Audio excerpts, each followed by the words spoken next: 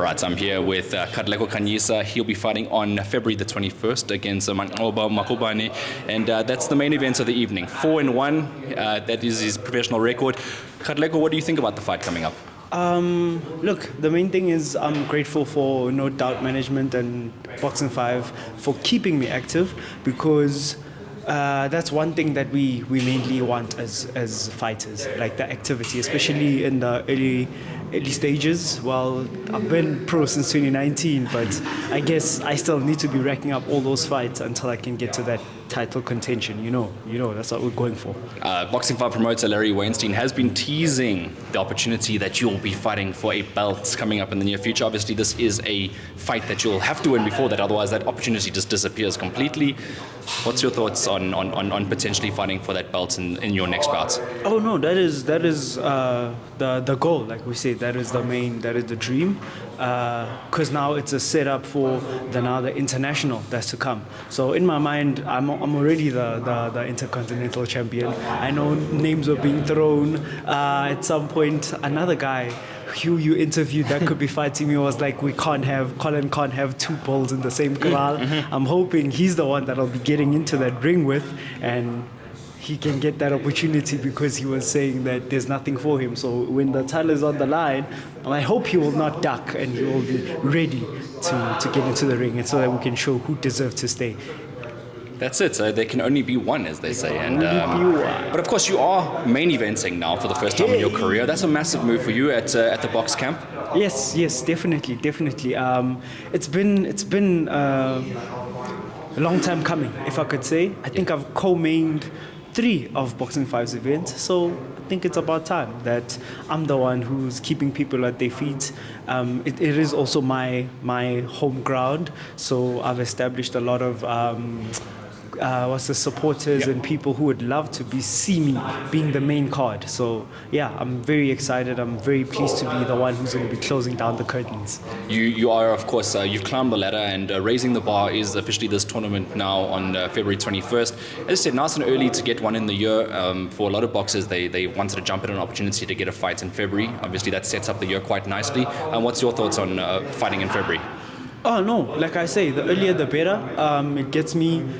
If anything, if a fighter fights earlier on in the year, it gives that prospect of being able to have squeeze in more fights within the year. So the goal would be at least 4 fights again, as it was 3 I think last year, which I was pleased about. So let's raise the bar and take it to 4 fights this year with a title in it. Of course, you mentioned Gauteng. It's your home province. Your opponent's coming in to fight you as well, if I'm not mistaken. Yes. You're going to have to represent. So you are a former Gauteng champion, so you've represented before against another Gauteng boxer. But now it's time to step it up through the gears and show that you are a championship level fighter. 100%. And I think Manqoba is from Mpumalanga. Yeah. So all I can say for Manqoba is that as much as ilanga liphumela eMpumalanga, lizokushonela eJozi out yami, ila liyoshona khona, and liyoshonela wena, I mean. So basically, all I was saying is that the sun may be rising out there in Mpumalanga, but it's going to be setting in Jozi, and that's going to be his career. That's going to be setting in Jozi. Sure. Friday night fights are getting personal right here. I like it, Kat. So, you've always brought the flair to the ring, and it'll come again. Obviously, you've been putting in the work with your coach as well, who's I saw the other day, he's got his book out. He's doing assignments with you there. Tell us a little bit more about what you guys have been working on. Yeah, no. We've been sharpening up with Coach Lucky, man. Been doing a lot of tweaking here and there. Especially, everything went well in the previous fight. All we're working on is more the finishing, the style, the flair. Because Coach Lucky, him, he's about the flair. So everybody has that signature style as a coach, and he wants his boxers to finish in style. And it goes hand in hand with me, with people liking me for my footwork. And if I can finish in style, the two come together. That's perfect. So, one thing I also actually wanted to mention that is he's not going to be in my corner now, because he'll be helping Simon Dlala. They'll be going out for title contention. So it's a good thing. My coach has got to go there. He's got to get a belt up over him, and he's going to come back and get another belt with me as well. So we're on the right track. We're both rising up in our journeys, yeah? Exactly, in our journeys, in our avenue. So if you have a coach who's already a champion title winner, he's going to come through and he's going to promote me to want to do the same. Yeah, we need to get Coach Lucky back behind, well, in front of the camera. I'll be behind the camera. We've got to get him there again. We did previously, and he was already ambitious. He already wanted to challenge a few of the other coaches out there, which I saw you would have noted. But it's nice for him to have you as well. And you came out in the last fight, starting off southpaw. Are we expecting any tricks like this coming into this bout? You never know. You never know with the Black Cats, eh? You just never do. You know, they always say, what's this box rig has me as a southpaw. I was like, I'm not going to disagree because I come out southpaw. Maybe if it works for me, I just switch off back to orthodox. But each position I'm effective. Each position I bring in the work. There's no dip with southpaw or orthodox, so that's just more for my opponent to worry about, if anything. And of course, your opponent, so what do you know about him? Honestly, nothing. Okay. Like I didn't even go that much into digging. I just searched his name on YouTube. I found nothing, so I was like, there's a lot of boxes that are forts that I couldn't find any footage about. But he's got no excuses about finding footage. He's got an encyclopedia. He's got a whole encyclopedia about 6 of my fights, 6 out of 7 of my fights. But they always said that even like the likes of Floyd Mayweather, you could research him for days, but the guy still couldn't beat him. You know. So I mean, that goes for a lot of fighters. I mean, if you set a good level, you can always come into the ring. There's going to be a lot of pressure on him as well coming into this fight. Obviously, coming into the fight, it's obvious that you are the favorite on the bookie scorecards. How do you handle that situation?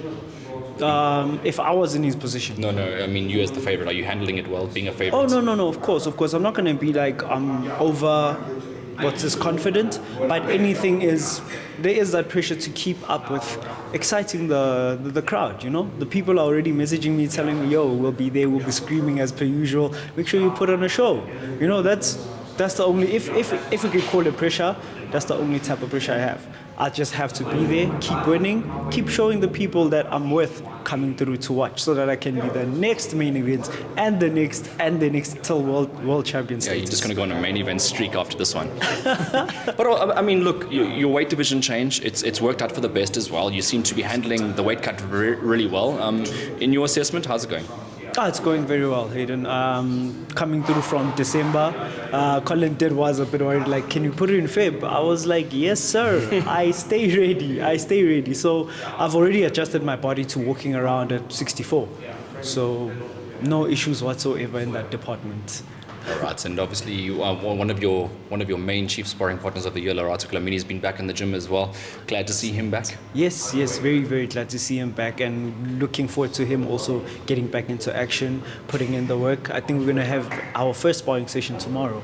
So unfortunately, you don't take any sparring footage sessions. So fortunately, no. I mean, Khanyisa is a good level, right? Yeah. No, of course. Like I can't wait for him to actually help me solidify whatever I've been training on, because I know that when it comes to pressure, when it comes to applying what I've learned, if I can at least bring up 5 to 10% of what I was training on and successfully accomplish it in the ring with him, then I'm on the right track.